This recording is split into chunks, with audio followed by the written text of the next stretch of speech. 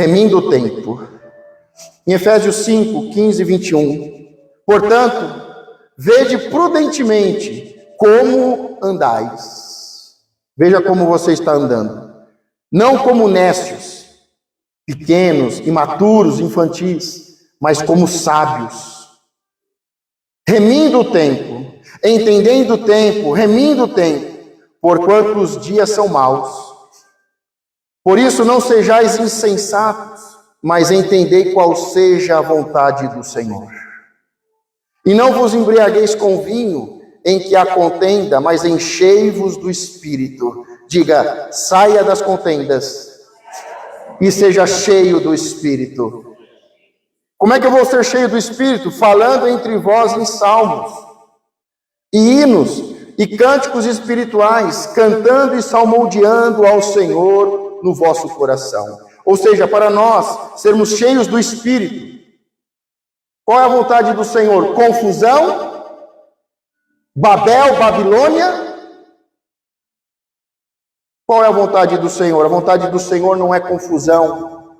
A vontade do Senhor é que nós venhamos ser cheios do Espírito Santo de Deus. Cheios do Espírito Santo de Deus. Eu sei que o Espírito Santo está em você. Porque quando nós entregamos a nossa vida ao Senhor, Ele vem habitar em nós. Agora, uma coisa é Ele estar em você, é Ele estar em mim. Outra coisa é eu estar cheio do Espírito e transbordar no Espírito. São coisas totalmente diferentes. E quando você está no Espírito, cheio do Espírito, há alguns sinais. Há dois principais sinais. O primeiro é profecias e o segundo é dom de línguas. Língua das nações, línguas estranhas. Toda pessoa que foi salva, o Espírito habita nele. Agora, uma coisa é o Espírito habitar em você. Outra coisa é você estar cheio do Espírito. Uma pessoa que está cheia do Espírito, ela vai falar a palavra viva, ela vai profetizar, ela vai ensinar e ela vai falar em outras línguas. A Babel começa com uma confusão de línguas, mas ser cheio do Espírito começa com profetizar para que as pessoas sejam salvas e falar em outras línguas. Se não fôssemos cheios do Espírito, se Joel 2 não tivesse se cumprido, o Evangelho não teria chegado até nós. Porque uma pessoa cheia do Espírito, ela vai profetizar, ela vai ensinar e haverá salvação. E ela vai falar outras línguas. Para o quê? Para que o Evangelho alcance todo o povo e toda a língua. E por aí você já começa a entender se o Espírito do Senhor está em você ou não. Se o Espírito está em você e se você está cheio do Espírito. Se precisamos ou não buscar o batismo com o Espírito e com fogo para fazer a vontade do Senhor. O Senhor disse: ficai em Jerusalém até que do alto sejam revestidos de poder, cheios do Espírito, para depois serem enviados para fazer discípulos de todas as nações, batizando-os em nome do Pai, do Filho e do Espírito Santo, profetizando, ensinando, falando em outras línguas, dando sempre graças por tudo a nosso Deus e Pai, em nome de nosso Senhor Jesus Cristo, sujeitando-vos uns aos outros no temor de Deus. Então nós vemos aqui que a vontade da carne é confusão, a vontade da carne é bebida, é vinho, é se embriagar, é pecado, é droga. Então aqui nós vemos a vontade da carne, é confusão, é pecado, é drogas e destruir o corpo. Mas nós vemos que a vontade de Deus é que nós sejamos cheios. Como é que nós vamos ser cheios? Cantando, salmodiando, meditando na palavra e cantando a palavra. Deus habita no meio dos louvores. E eu sempre trago a reflexão, o diabo também habita no meio dos louvores. Você quer atrair a presença de Deus para ser cheio? Então a gente tem que aprender a meditar na palavra, salmodiar e cantar. Nós precisamos disso. Nós precisamos dar graças a Deus a tudo, dando sempre graças por tudo a nosso Deus e Pai. A Bíblia diz que todas as coisas cooperam para aqueles que amam, que entregaram a sua vida por amor. Todas as coisas cooperam. Muitas vezes estamos sendo humilhados, estamos passando por um problema muito sério, atravessando um deserto, uma tempestade, porque nós precisamos aprender, precisamos nos humilhar. Pessoas chegam para mim e falam: pastor, não sei por que estou passando por isso, tanto problema em casa, financeiro. É porque você precisa aprender a se humilhar. Você precisa aprender a saber o que há no seu coração. A palavra diz que o Senhor os levou ao deserto para provar o coração deles e para que eles pudessem ver o que havia no coração deles. Deus bem sabe o que há no nosso coração, mas às vezes a gente acha que tem tanta santidade, e quando a gente começa a buscar a Deus, a gente só vê lixo no nosso coração. Tanta gente certa, com razão, mas vivendo uma maldição. Não é quem está certo que vai viver a bênção, é quem se humilha que será exaltado. Eu sempre falo, o orgulho e a soberba você tem que mandar embora, porque ela não vai embora não, gente.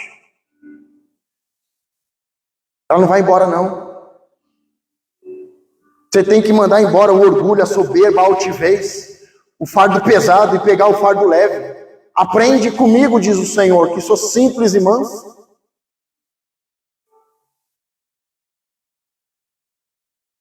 Nós temos que entender o tempo. É tempo de ser cheio do Espírito Santo. Cheio do Espírito Santo. Tá? E quando eu falo sobre línguas, não é isso que a igreja religiosa vive. Ok? Mas a gente vai falar bastante disso daqui para frente. Porque nós precisamos ter fome e sede de Deus. E nós precisamos ser cheios do Espírito. Ao ponto de você abrir a sua boca e sair profecias e mistérios.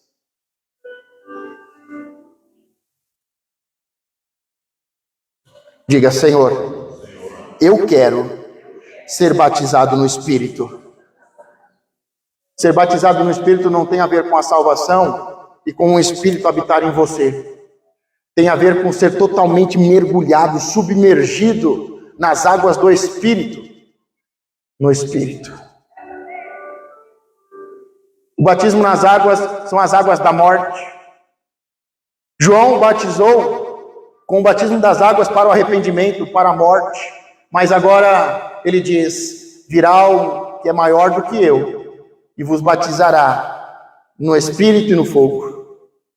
O batismo no Espírito é o batismo da vida, da luz, ser luz. Quantos cristãos estão uma vida inteira, mas não sobem de nível?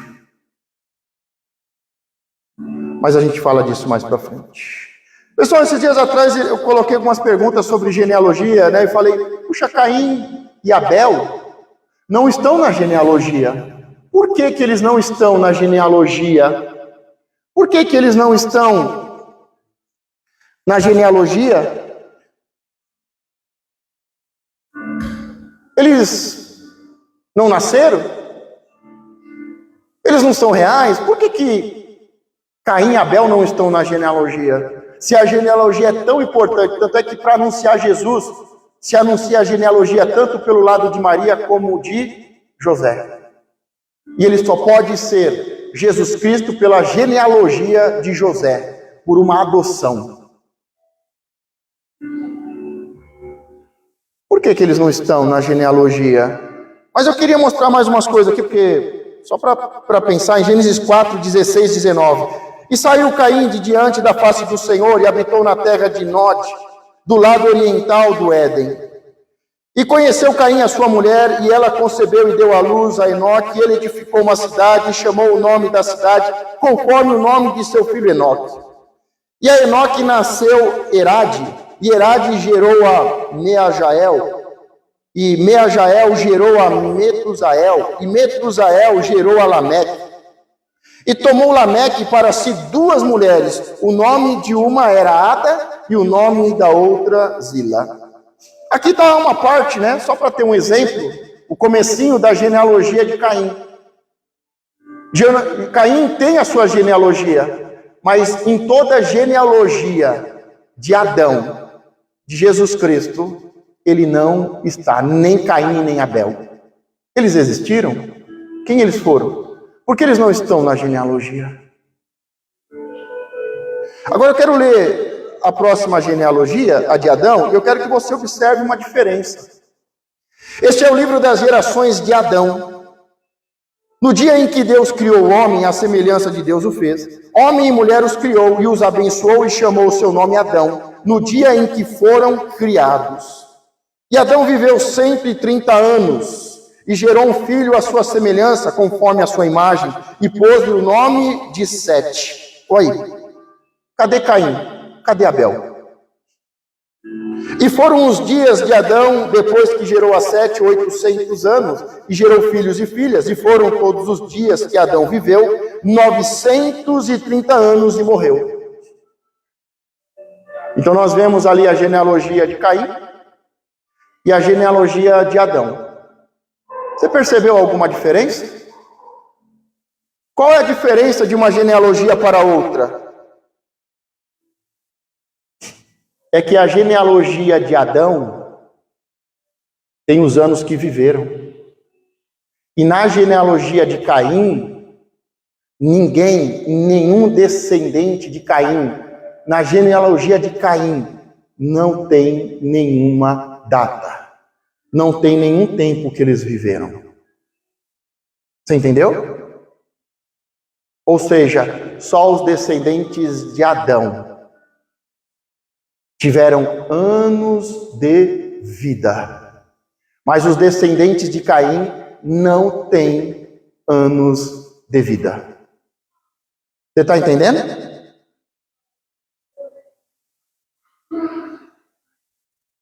Êxodo 12, 1, 3. E falou o Senhor a Moisés e a Arão na terra do Egito, dizendo: Este mesmo mês vos será o princípio dos meses, este vos será o primeiro dos meses do ano.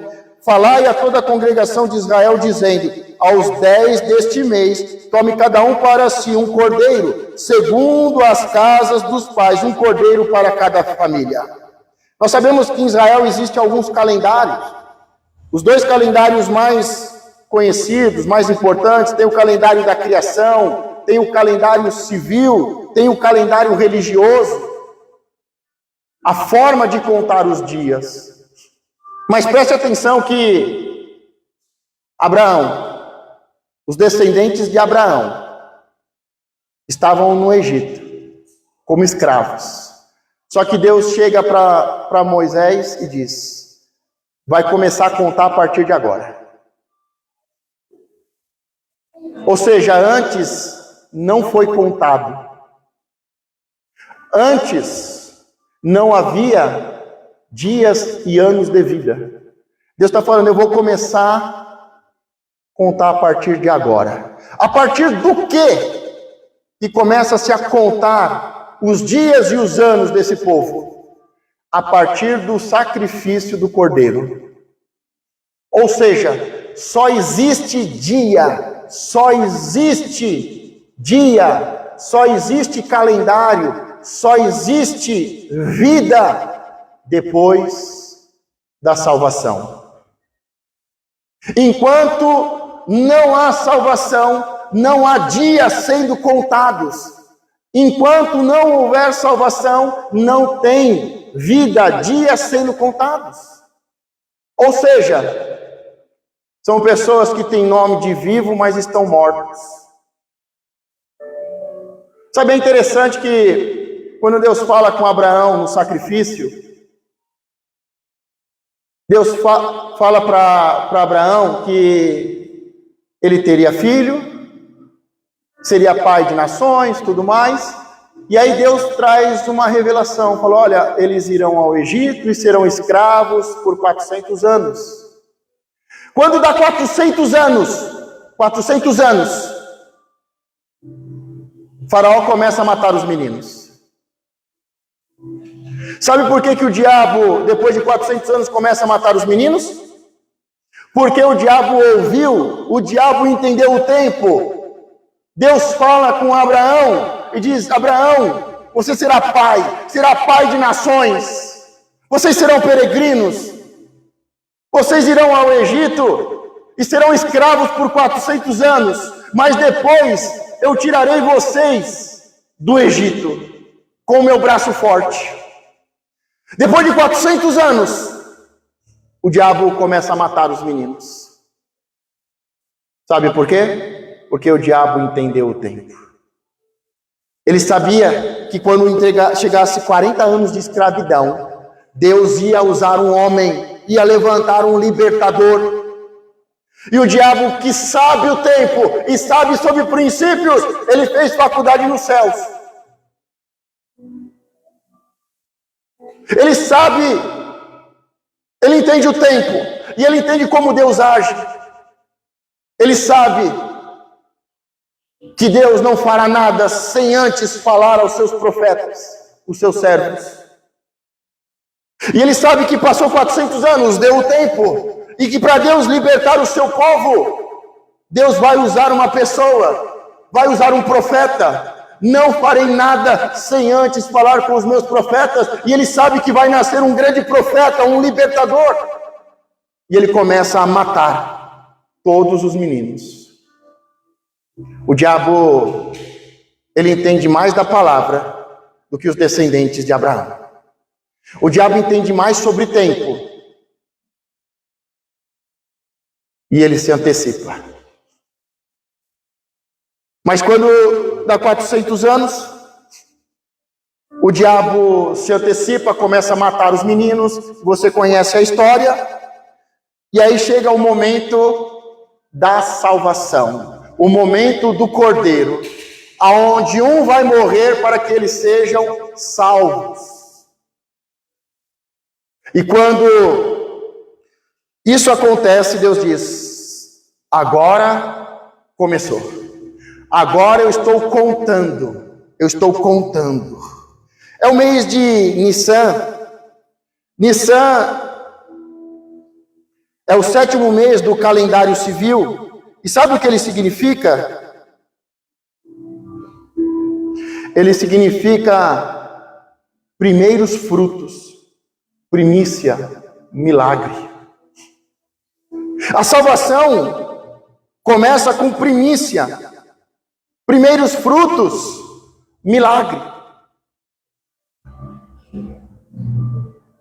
A nossa vida começa com o milagre da vida. O sangue do Cordeiro. Em Atos 13:17, o Deus deste povo de Israel escolheu a vossos pais e exaltou o povo, sendo eles estrangeiros na terra do Egito, e com braço poderoso os tirou de lá, e suportou os seus costumes no deserto por espaço de quase 40 anos. Diga 40 anos. Atos 13:19. E destruindo as 7 nações na terra de Canaã, deu-lhes por sorte a terra deles. E depois disso, por quase 450 anos, diga 450 anos, deu-lhes juízes até o profeta Samuel.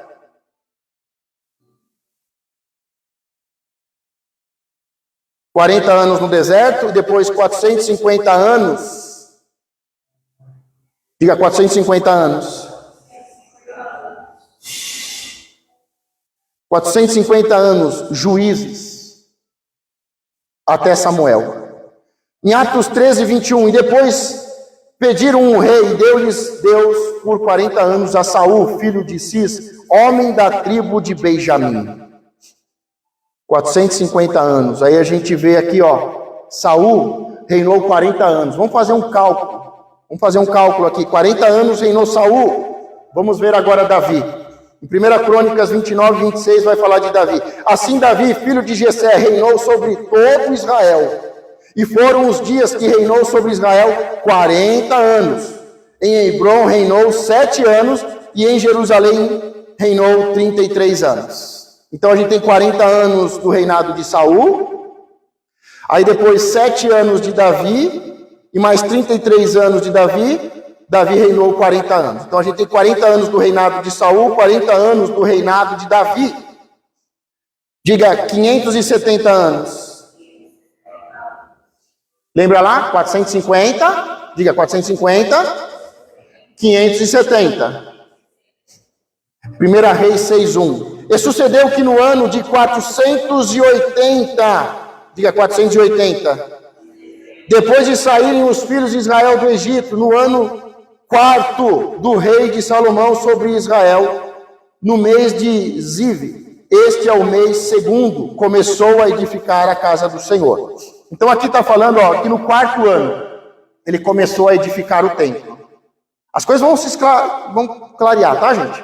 Então no 4º ano, ou seja, depois de 3 anos, ok? Passaram-se 3 anos, aí no 4º ele começa a construir o templo.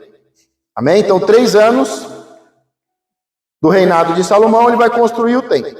Então a gente pode somar aqui, gente, 573. Tá? 573. A gente soma todos esses números ali, vai dar 573. Tá? Então no total, 573. 450, 40, não sei o que, mais os 3 anos, vai dar 573 no total. O tempo dos juízes, e o rei Saul, e o rei Davi, e 3 anos de Salomão, 573. Diga o total. Diga 573. Mas observa que o texto falou 480 anos. 480 anos, desde que começou a contar com o cordeiro, com o sacrifício do cordeiro. Quando Deus diz, no 10º dia desse mês, começa a contar agora. Então, quando tem o sacrifício do cordeiro, começa a contar. E aí contou o tempo dos juízes, o tempo de Saul, o tempo de Davi e os 3 anos até o templo. 573 no total. Só que o que acontece? Deus tinha falado 480 anos. Deus falou que esse período seria de 480 anos. Agora, por que Deus falou que seria 480 anos? E quando a gente soma, dá 573. Uma diferença de 93 anos. O que são esses 93 anos? Diga comigo, faltam 93 anos. A conta não bate. Juízes 3:8. Então a ira do Senhor se acendeu contra Israel e ele os vendeu. Quem que vendeu eles, gente? Deus vendeu. Deus vendeu o povo. Então a ira do Senhor se acendeu contra Israel e ele os vendeu na mão de Cusã-Risataim, rei da Mesopotâmia. E os filhos de Israel serviram a Cusã-Risataim 8 anos. Ou seja, eles estão como escravos 8 anos. 8 anos como escravos.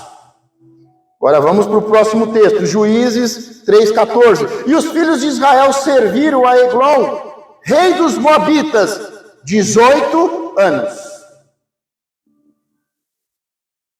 Estão como escravos, 18 anos, servindo outro rei. Vamos para o próximo texto, Juízes 4:2. E vendeu-os o Senhor na mão de Jabim, rei de Canaã, que reinava em Azor. E Sisera era o capitão do seu exército, o qual então habitava em Orosete dos gentios. Então os filhos de Israel clamaram ao Senhor, porquanto ele tinha 900 carros de ferro, e por 20 anos oprimia violentamente os filhos de Israel. 20 anos como escravos. 20 anos sendo oprimidos. Próximo texto, Juízes 6:1. Porém, os filhos de Israel fizeram o que era mal aos olhos do Senhor. É importante você entender que tem coisas que aos nossos olhos, normal. Tem nada a ver, pastor. Todo mundo faz. Mas, aos nossos olhos é normal. mas aos olhos do Senhor é pecado. E o salário do pecado é escravidão, é morte. Então não é segundo os nossos olhos, não é o que eu acho, mas é o que o Senhor acha. Porém os filhos de Israel fizeram o que era mal aos olhos do Senhor, e o Senhor os deu nas mãos dos midianitas por 7 anos. Mais 7 anos, diga, mais 7 anos.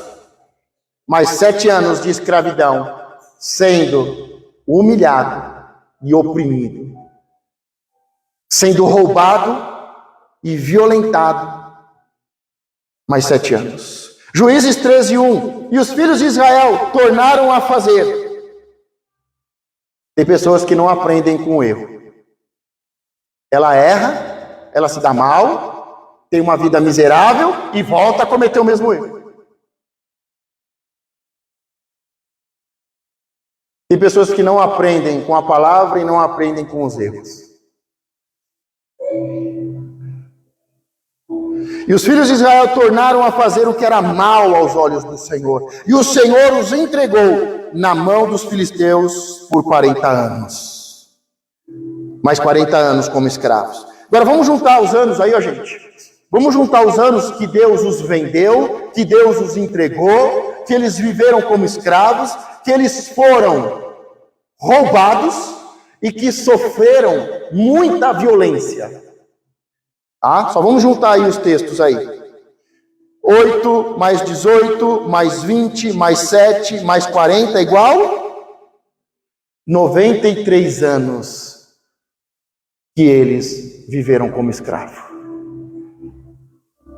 E o que isso significa? Significa que se você não viver para Deus, esses dias não contam. Esses dias não são contados, esses dias não são de vida. Toda vez que nós pecamos, nos afastamos, toda vez que aos nossos olhos estamos certos, toda vez que somos escravos do pecado, somos escravos do vício, toda vez que nós queremos viver a nossa própria vida, não, só vou dar um tempo da igreja, esses dias não são contados. Esses dias são dias de morte, são dias de escravidão, são dias de roubo, e são dias em que o povo sofre violência.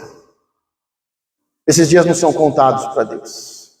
Pode ser que Deus falou, daqui 3 anos eu vou fazer isso. E aí você fala, passaram 7 anos, pastor. É porque pode ser que desses 3 anos só contou 1. Pode ser que desses 3 anos não contou nada. Pode ser que Deus falou, daqui 3 anos eu vou fazer isso. E pode ser que se passaram 7 anos e você viveu 7 anos como escravo, como um religioso, que não viveu para Deus, fazendo a obra de Deus, só frequentando a igreja.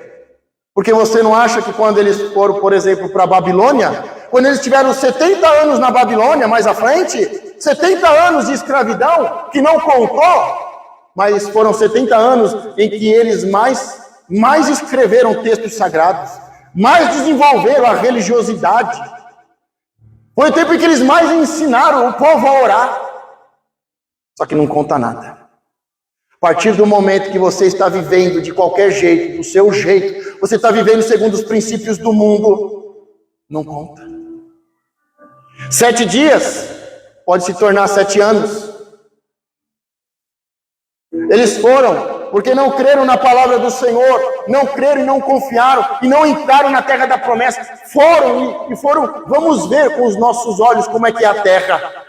40 dias espiando a terra. Deuteronômio diz, para cada dia que vocês espiaram a terra, não creram, não confiaram e não avançaram, para cada dia que vocês espiaram a terra, 1 ano no deserto.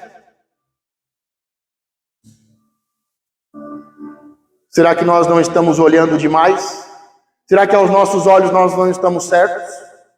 Será que a gente não quer ver, ao invés de viver pela fé?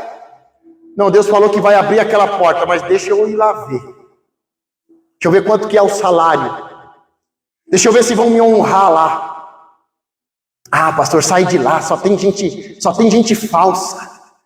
Só tem feiticeiro, rebelde naquele lugar. Enquanto a gente não entende o propósito de Deus, enquanto a gente não entende os princípios de Deus, enquanto a gente não entende o tempo, o diabo já entendeu. O diabo já entendeu. E sabe o que ele quer fazer aqui? Que a gente seja escravo da religiosidade. Vem para o culto. De domingo você acorda atrasado, lava o rosto, vai para a igreja. O diabo já entendeu o que Deus vai fazer aqui. O diabo ouviu as profecias que foram liberadas desse lugar. O diabo sabe, o diabo entendeu. Enquanto Deus falava com o nosso apóstolo, enquanto ele fez sacrifícios e falou com Deus, e Deus deu resposta, e Deus revelou o que nós seríamos, o que nós passaríamos e aonde nós chegaríamos, o diabo ouviu, entendeu as promessas mais do que a gente, e ele entendeu o tempo que nós iríamos passar, e ele se levanta, se antecipa. Enquanto não aprendemos a viver os princípios de Deus, quanta gente ainda procurando a sua vida, trabalhando de segunda a segunda, procurando a sua vida. Você vai encontrar em mamão, a sua vida vai ser uma desgraça no final, pode esperar. Ah, pastor, está jogando praga? Nem praga e nem profecia. Isso qualquer pessoa sabe. Você sabe que no final você vai perder tudo. Deus vai tirar das suas mãos e vai dar para quem é fiel. Porque você está entregando a sua vida para mamão, por dinheiro. Só pensa em dinheiro, só pensa em trabalho, de segunda a segunda. Não crê, não confia, não descansa. Não é fiel. O seu trabalho é dores. É uma desgraça o seu trabalho. E no final você ainda vai perder tudo. O diabo sabe o que Deus prometeu. O diabo sabe o que Deus está fazendo aqui. Nós precisamos entender o tempo. Daniel pegou os textos de Jeremias, leu os textos de Jeremias e ele diz: eu entendi o tempo. Deus vai nos tirar da Babilônia. E ele vai começar a orar e jejuar. Orar e jejuar. Eu sei que você está orando e jejuando para ficar mais rico.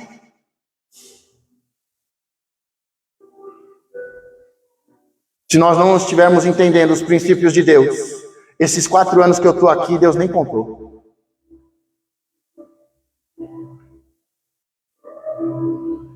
Eu não tenho preocupação nenhuma de salvar almas. Eu não tenho preocupação nenhuma. A minha única preocupação é que esta igreja se torne uma igreja de verdade e salve vidas. Levar pessoas a Cristo, ao arrependimento, a se entregarem a Deus e serem salvas, é a coisa mais simples, mais fácil. Eu não preciso ficar vindo aqui 3, 4 vezes por semana, ficar viajando toda semana. Eu não preciso ficar fazendo culto. Estou aqui para ensinar uma igreja a salvar vidas, restituir famílias. Uma igreja que quando faz um anúncio, como eu falei de uma pessoa, todo mundo deveria mandar mensagem: pastor, qual que é o nome dele? Porque eu vou orar e eu vou jejuar por ele. Porque você acha que uma pessoa quer vir à igreja, ela vai vir à igreja? Você acha que simplesmente ela vai vir porque ela falou que quer vir? Você acha que o diabo é tão bonzinho que ele vai te entregar um tesouro que mais vale uma vida do que o mundo inteiro nas tuas mãos? O diabo vai se antecipar, vai colocar indiferença, vai colocar religiosidade. Não, mas eu só queria receber as mensagens dizendo: pastor, qual é o nome? Porque eu vou orar e eu vou jejuar por ele essa semana. Ele vai ser salvo. Pastor, olha, eu e mais uma pessoa, nós vamos de 2 em 2. 2 adoradores, 2 obreiros, 2 filhos, 2 crentes. Nós vamos lá bater na porta dele.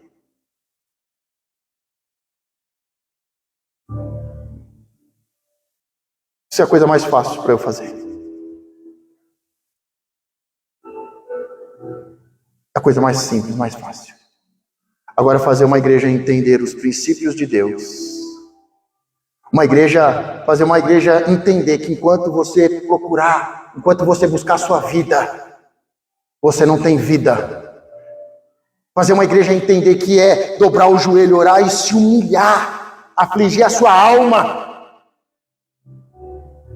Não é encher a barriga de McLanche feliz e dizer que é ovelha e viver como um porco, se nós não entendermos que temos que entregar a nossa vida de verdade, que precisamos nos humilhar, afligir a nossa alma, que estamos aqui para servir, não para fazer mais um culto. Você vai dizer: eu tenho tantos anos de crente.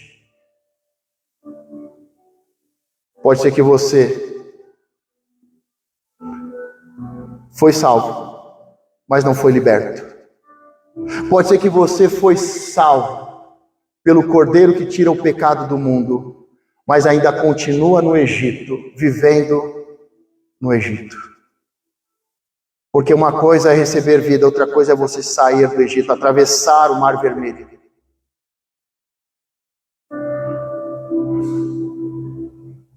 Quantos anos você está vivendo para Deus? Quantos anos que você está vivendo escravo? Porque a gente faz tudo no nosso trabalho, tudo, até mesmo porque se não fizer é mandado embora. Mas a partir do momento que nós fazemos as coisas de qualquer jeito, não conseguimos montar uma lista, não conseguimos montar um controle, não conseguimos administrar as coisas mais simples, Deus vai te vender para o inimigo. Tem pessoas que acham que, eu saí da igreja. Não foi Deus que tirou da igreja, foi Deus que vendeu para Mamon, entregou para Satanás, e aí todos esses nomes, entidades que bem conhecemos.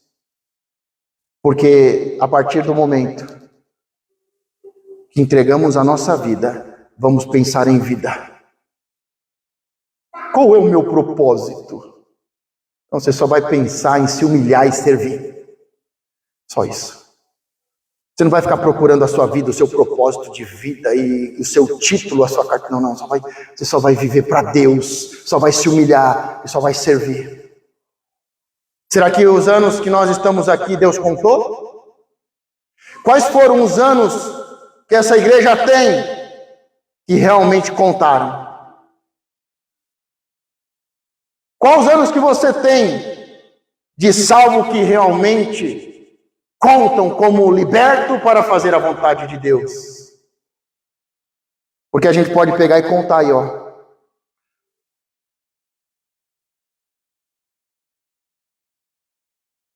400 anos como escravo, 40 anos no deserto, a gente pode contar 8 anos escravo da doença, 18 anos escravo da miséria, 20 anos escravo do trabalho de Faraó, 7 anos escravo da pornografia, 40 anos da religiosidade, a gente pode contar. Porque Caim, Egito, escravidão.